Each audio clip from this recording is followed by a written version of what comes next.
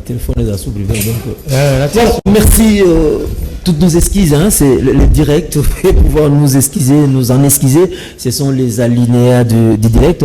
Comme on annonçait que déjà avant, je dois pouvoir recevoir un homme de Dieu sur ces plateaux. Et puis, il est accompagné avec un médecin. Donc, au Bétamo Masolo, il y a église, au Bétamo Masolo beaucoup plus. Il y a d'activités concernant médecine au sein de l'église parce que Makamboze belé, mais nous devons quand même comprendre entre Maloba na bango mibale parce que bango baza quand même na Maloba o est autorisé de comprendre la réalité. Je prends directement l'homme de Dieu Papi Ekila Moussa Nzambe na pesi mbote na botondi nyoso. Merci papa journaliste. Kimi ezali na ngolo Nzambe. Bazolanda biso na Kinshasa. Dans le monde entier, dans 4 coins du monde, États-Unis, Grande-Bretagne, la France, donc partout, Afrique du Sud, Nalingi, moi, je le déjà, comme nos yeux déjà d'emblée comme ça, message qu'attend comme de Dieu pour la République démocratique du Congo. Ouais, merci Nabayos Bazolanda Biso Nangonga Oyo. Un message moko ne pour na ko pesa wana bana na zambe nyoso pour te ba connecter na message wana et vous apena malam pona ba. Merci, docteur. Bonjour et bonne arrivée. On a vraiment mis un grand ça, au grand grand journaliste, c'est bon. Grand journaliste, mais ça comme ça les autres qui sont malades. Bon ok, merci. Merci beaucoup. Je m'appelle Dr Patrick Bendiciel. Nous travaillons en collaboration avec l'homme de Dieu, le prophète Papier qui est la face de l'Éternel. Nous sommes là pour agrémenter, donner la vie à Ekila Ministries. Donc, Ekila Ministries, Ezali Vision Moro Munene, Ekila Ministries, tout ça na hôpitaux. Na Ekila Ministries, tout ça na sortir minene, conférence minene, ya pasteur, Izé Bango, tout ça na makamubeli. Ok, tous en précision, mais tous avant de compter sur ce makamubeli, hôpitaux, bani tout. Prophète Papi, activité moko outil Salama et puis ils ont continué, c'est 14 jours hein. Oui, et ben déjà hier dimanche et le cas qui boni. Dimanche c'est là qui terrible. Oui. Batu bayaki belé bo bazoki ba invitation bayaki ya on a ko lancer na ba mususu bazolanda sikoyo qui est comme na 16e édition auto solo belé ya destruction des mauvaises alliances du sang ko kata boyokani ya mabe salama na nzela ya makila et journaliste papa journaliste loko batu ba bosana ki bazosala ba délivrance ya ba niveau nyoso ba bosana ko sala délivrance ya makila et makila za source ya ba vie ya batu donc base ya vie ya mutisa makila peut passer la délivrance hein? Oui, délivrance c'est ça makila. Délivrance c'est ça makila batu olanda ba ko ba so explication na yango tant na zolo la moya destruction des mauvaises alliances du sang. Des ali ko kata boyoka na mabesa na nzela makila. Ndina zolo bana mama mo kazola na papa mo kazola na obima na makila nani. Obima pena nani. Donc ce qui alliance ya mabesa na nzela makila ato simbinyo soko sala lokote. Il y a un la 16e édition à Tambole Wamboga et Belé pour la service. On a déjà lobé les 18. Et je continue.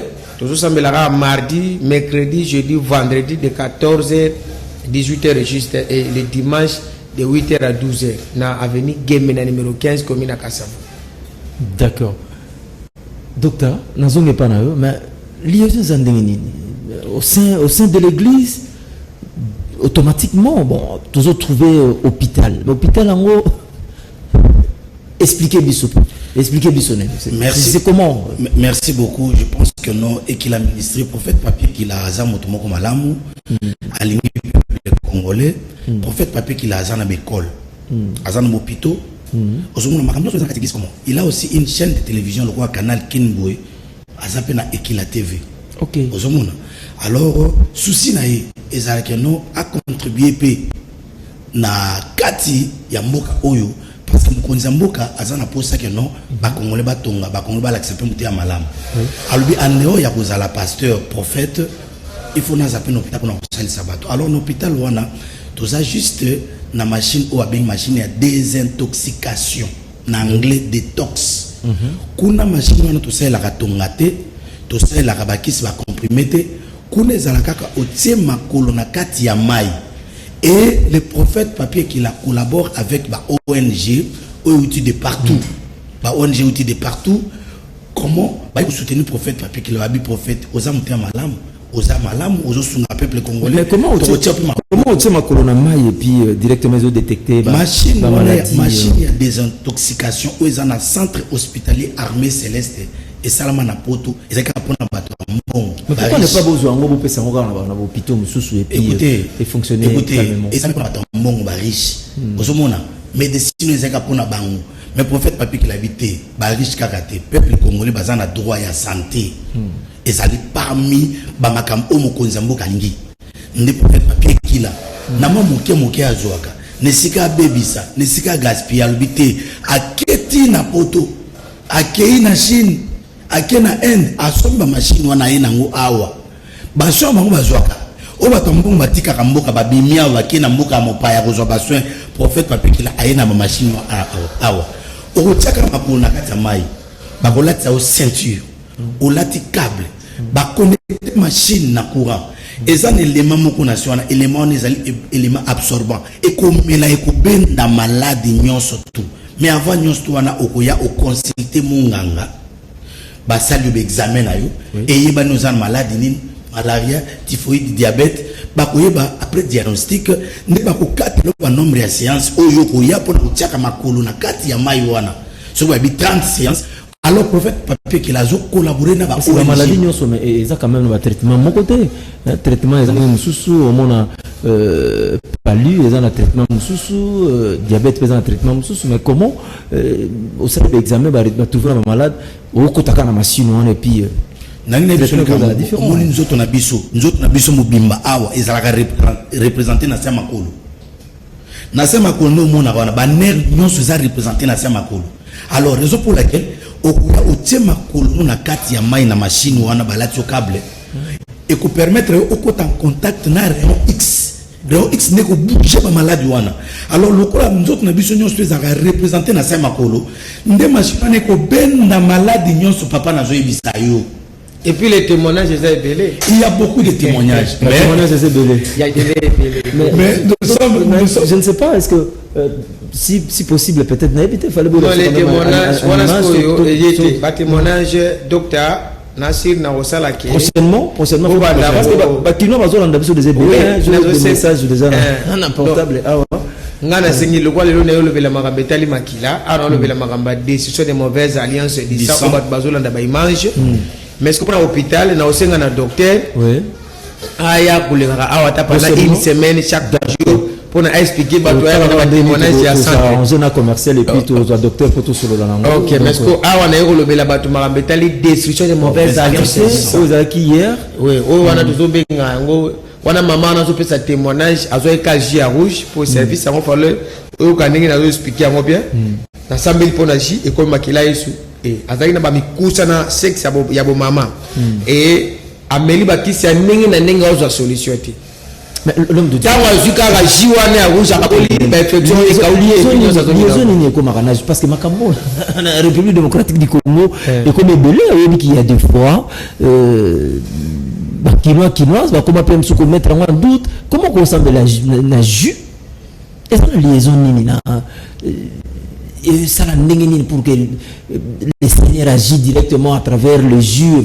Ça c'est vraiment une question qui me surpasse la tête et puis non. Merci. Au moins on a image la pointe noire. Voilà la pointe noire, bah tu mais la service à makila on moni plus de millions de personnes va vendre ba landika service wana. Pombe ba kinoa ba ni ko bénéficier li pambolité. Yo mo ba to li banda ba ozo mapambole bele. On est mboka mupaya.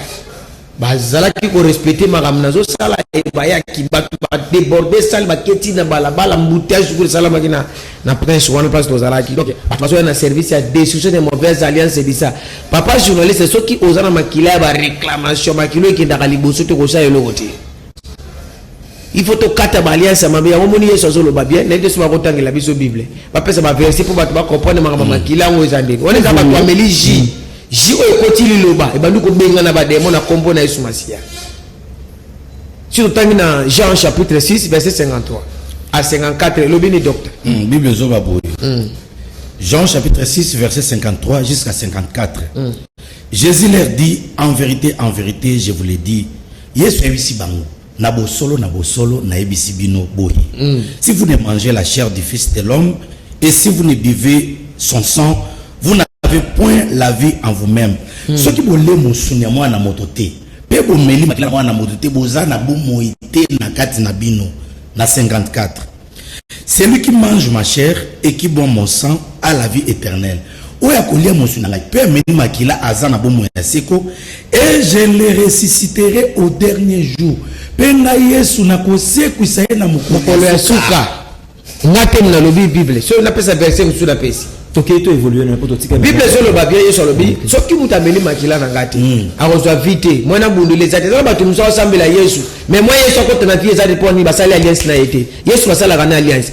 awo Yesu ebisi ba disciple po bobika na bundela bino il faut sala alliance bomela makila nanga makila ngo akateki njoto na yete amel akazoka vino asambeli pona yango tango meli bilembelati le lengeza ba pesinga be révélation o za 16e édition qui na ressemble pona ji rouge o meli yango même on a sida wana cancer ozana makambu nyonso makila famille na biso po ba biso na makila famille ba kufa kana si à 50 baleka 50 te na makila famille ba loi et salama yake mutu ko balazati ba botala mwana mona tata ba musu makila famille na bango ata sali bolamu ndengi ba mona yeka mabe na makila famille na bango ba kufa kana même maladie ya diabète biloko nazolo ba bato bele bazo hérité bato mabosa niki bazo hérité biloko ebele eza na sukité mais eza na nzela makila ndo ka balobaka ote soki otiema size makoloba nini toki tosala aden totala mwana wana soki aza na balobaka te aza suki nanga babaka makila totala masuki aza na makila nanga makila c'est important soki makila no ebiki nyonso mpe ebiki eza 16e édition oyo tozoloba tobandaki déjà dimanche toza wana mardi mercredi, jeudi, vendredi, de 14h à 18h et dimanche de 8h à 12h. Toujours la destruction des mauvaises alliances du sang. Adresse la avenue Gemena, numéro 15, commune à Kassavoubou. Dans ce commune, la station Bongolo, on a prince Kassavoubou, au tourni Gemena, numéro 15. Au cours de la hypothèse, aux révélations, on va bien la destruction des mauvaises alliances du sang. Au cours de la Gino, on a côté. On met la paix au félé. On sait le côté. Oyeka na sambeli pona jiwana jiwa teka na maboutique ngana zui na sambeli pona yango na peso meli si place oji témoignage mais pour nita sombeli na ndako yo comme susu outa na china ndako non faut ngana sambeli neti mwana maso bala tsawana na famille amona liboso na famille na bango so na famille mbaba bana liboso bala ati mais aya meli makila Yesu ye muta liboso fungoli famille ya pa makila est na makila famille na bino biloko nyoso to ba intakeza makila obimana makila na. Merci beaucoup, prophète Papier Kila, docteur. Nous sommes presque à la fin. On avait une vingtaine de minutes. Naningi, au lancer message, comme ça, tout clôturer rapidement avec le pasteur. Merci beaucoup, messieurs les journalistes. Nazolo Bela, Awa, Karlika Moko, et un message de Tenango. Il y a 16e édition, il y a destruction des mauvaises alliances du sang. Vous avez un prophète Nazoloba. Et ça, on va te béler, ah, Mokonzo Akende, bon, mon angé Kobonga. Mokonzo na keme bomoi ils ont changé un problème du sang au moins que makambo yake papa kufa ki na maladie vénérienne maladie azaki na ngweza la diabète et quitter les petits moina c'est ça l'hérédité les problèmes du sang alors prophète Papier Kila azali visionnaire ya armée céleste pe ya ekila ministry nzambe apé ces révélations monene où il y a destruction des mauvaises alliances du sang problème ezana Kinshasa bat bandi marabatuté il faut qu'on dise moto à son époque. Et la révélation de non, même Jésus lui-même, Jésus-Christ a été reconnu qu'il était le Fils de Dieu. Pilate en a écrit, il en a mentionné. Celui-ci disait qu'il est le Fils de Dieu. Il a reconnu cela. Malgré que le prophète n'est pas reçu ou connu chez soi, mais c'est son temps. Alors, organisation où il y a 16e édition de cette mauvaise alliance du sang, et Banda qui est parti il y a 18 juillet. Lobby déjà dimanche. C'était plein, une foule immense. Et aussi, le 1er août, une seule adresse, numéro 15, na commune à Kassavoubou, référence station Bongolo. Non, loin, il y a victoire. Au Yewana partir à 15h, on a pourquoi tout ça, 15h juste déjà la manifestation est bannie. Et il y a des leçons. Et ça, c'est que nous autres, on a le 16e édition de décision des mauvaises alliances du sang, et ça, on a des leçons. Première leçon, leçon à lobby. Et ça, là, qui est la mauvaise. Et comment l'héritage, le mauvais héritage sanguin. L'héritage à Mabé Makila, Makamou Abraham Salaki, et qui t'a n'est pas à Isaac. Ozomon, Abraham Akosi, Abisaka moi, Ndekonanga Mosi, Isaac Akosi, pas Bimelek, Abi Rebecca, Ndekonanga Mosi, Ozomona, Jacob Akosi, Ozomona, et ben n'est pas tata. Donc, le qu'on a qui n'a pas vivre, même pas politicien, n'a bien ici, batunion surtout, au cadre. Oh, la Ebikazana Makila. Makila. Venez. Donc c'est un peu ça mon dernier message que je peux lancer. Guémina numéro 15 na commune à Kasavubu, référence station Bongolo, non loya victoire Tokuta Nawana. Merci beaucoup. C'est formidable. Prophète Papier qui là, donc Otozo Kendela presque Nasuka, un dernier message. Nalingi la caméra. Ouais, pour la émission à l'élo, na kolinga mingi bato ba ebinga ba sota numéro de téléphone. Il y a pas de message. Ozana mituna otuna olingozo adresse bien talaka teleza minute to epimo kita dango ne sali bongo mena ko senga na mutu nyoso zolandanga neti mama na bazola kisa témoignage na aja 52 ans nda balaki ba mona na image ndingi na wasa na pambola mariage na ana poma makila na famille na bango ki mutako bala te ozoka mibali babo tsakaime babala ete metango tukute na sele service ya makila lelo sana mariage mobala utaki na France aye ko bala na bomona ba image ndenge azo témoigner wana pena ndenge nini nazo pambola mariage do ezebe mo ebele o batu na besoin na bango baya ato sambila kana bisote yo ye kaka neti mama wana boti mwana na ye akomi na via milango nzoka rekamaki azwaki makila kana ye ya boloyenge etango na sambeli pona makila na pesi mwana memeli mwana tina ngola mwana melima kila mwana zongi normal makila je continue na video do makameza mo ebele nana ko senga na bato azolanda nga le numéro de numéro de téléphone o benga ngai okoya ko melango fela to sambela kana bisote to salika service ozongi na église na yo numéro de téléphone ezali 089 49 32 991 089 49 32 991 na bandeli susu 089 49 32 991 soit bien na Vodacom 082 81 236 082 81 236 adresse za na game na 15 net mama wana za na zemi na si ba image ba wala wana mama wana za na zemi wana est compliqué kwa kindogo bote fa ba sale césarienne na melise kama kila souci place aboti ozomona ba niveau makam na olo do ba image ebele tellement télé za minute mutabenga ngana ba numéro nazo pesa 089 49 32 991 89 49 32 991 wana da numéro na ngai soit toujours adresse avenue Guémé na numéro 15 commune ya Kasavubu ngawa bino prophète Papier Kila leo balobaka butu na mo le vase de l'éternel soit ngolo na pe ngabien okeka na Kila télévision ya ezape nalinga mabete bala na kuna ozapena malamu wala chaîne biso ya 24/24. Merci beaucoup intervenant to yamba bino na sengo bozaki komba invité à Transmatinal Kin matin le message est passé. Merci docteur potentiellement to soloana pour na ma machine wana na médecine to lukato ya mona réalité kinoise parce que c'est la réalité kinoise. L'homme de Dieu merci quand même et on répond de présent à l'invitation émission Allélo bande walandi biso na Kinshasa Brazzaville, Paris, Bruxelles. Bolandi biso depuis Bamboka, Bike, Libanda. Merci. Tokome Nasuka, grand merci à la grande équipe. Maïka Mwaka, avec la réalisation, Rodilo Adio, Coupar Bola, Freddy Tankidi, la prise de vue. J'ai dit encore merci à Serge Quillou et